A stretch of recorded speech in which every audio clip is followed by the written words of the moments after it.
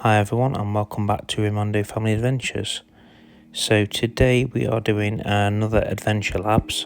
This time we are at the dunes of Penhale near Perranporth.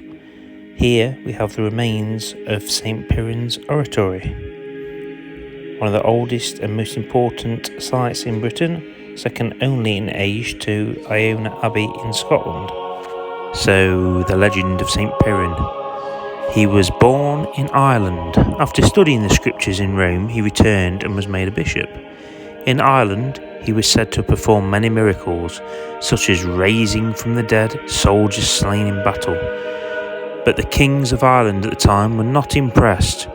It is reported that in the 5th century, St Piran was flung into the sea in Ireland.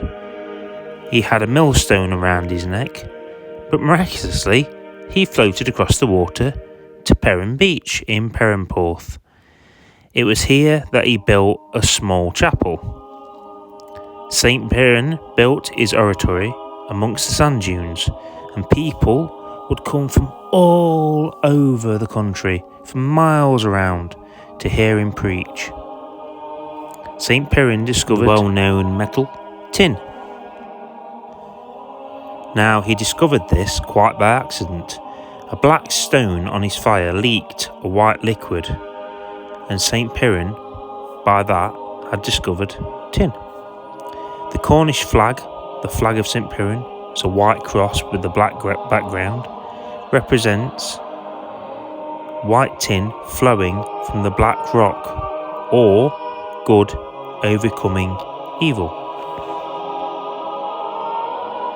Now, as we begin our walk, we've got a couple of things to look at. So the first thing is going to be a cross, and then we're going to look at an old church. So this is one of the oldest stone crosses in Cornwall. The cross and the church that is near it stand within an ancient oval enclosure dating to the pre-Christian period. The cross stands at 8 feet high and is the only 3-holed cross in Cornwall. So we're going to take a look at it now. The wheelhead has holes through the top and the sides of the crosshead, but there isn't one at the bottom. Not where you'd expect the one to be, just a depression in the stone. Now, the big question is, was that intentional, or was that just simply left unfinished?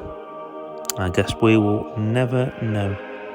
But the cross stands just south of the Penhale Army Training Estate and within the huge sand dune system of Penhale Sands.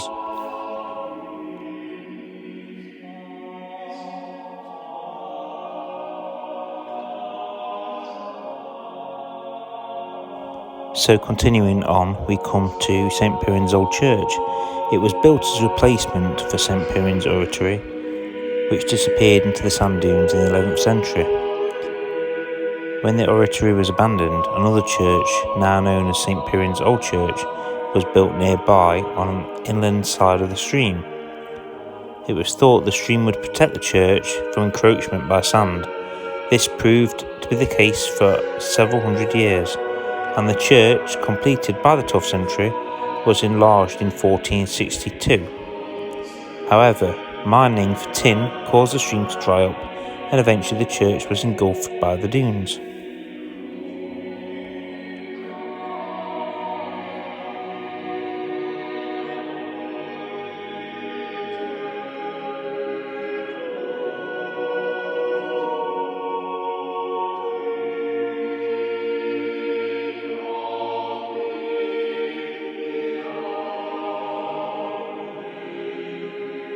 And now we come to St Piran's Oratory, half buried in the dunes of Penhale Beach, are the remarkable remains of one of Britain's oldest Christian sites, the 6th century remains of an oratory established by Piran. The Saint's Oratory, or chapel, remained in use until the 10th century, when shifting sands forced its abandonment in favour of a new church in the more sheltered location inland, which I've just previously showed you.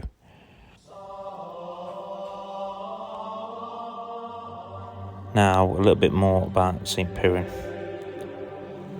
He floated for many days on an unusual craft, and then he landed safely ashore the beach, which obviously bears his name, Perranporth. He built the chapel on the beach, and his first converts to Christianity were said to be a badger, a boar, and a fox. But soon news of his powerful preaching spread, and people travelled from long distances to see him. And he got a reputation for miraculous powers, but also as a really heavy drinker, giving rise to the expression which is known as drunk as a Perriner. St. Perrin is said to have lived to the ripe old age of 206. Wow. So you can drink a lot and he lived to 206. So yeah, I hope you enjoyed this fascinating bit of history. And I'm just going to finish off this little section and then we will move on.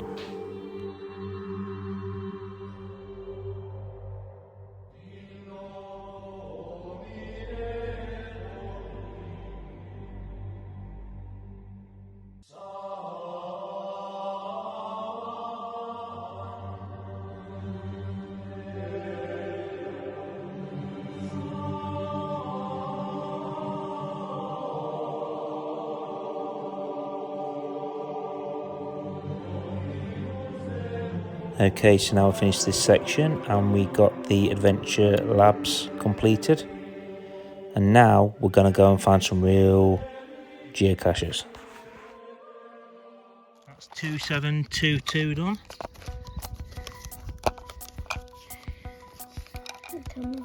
Another cool little cache container. Check that one. A few little trinkets in it.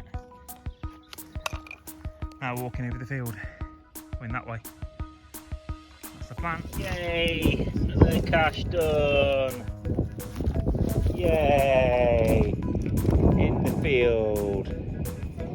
So as we walk past the local social club, Rose Institute, I can tell you we're just on another geocache. And now we're going to head over the field to do another multi. Oh, please left. Okay. Hopefully it's not. So the next one, 2725 on there. That's a nice container, isn't it? I like that container. Is it the favourite, I think? Yeah. For the ingeniousness. Get a favourite. I love no cows head. No, no, glad. It's quite muddy. If it would have been. We've got to go up this path now. This is the way we've got to go. Hopefully that'll take us towards the next geocache anyway. Not too overgrown, so should be okay. So we can check it out. It's like a jungle. Watch the nettles around here, guys. There's actually some nettles.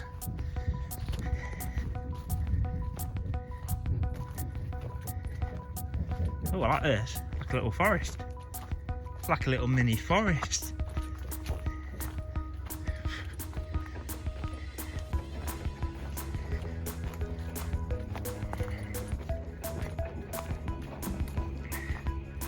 Farmer's making some noise. Loads of midges. Midgie heaven through here, guys.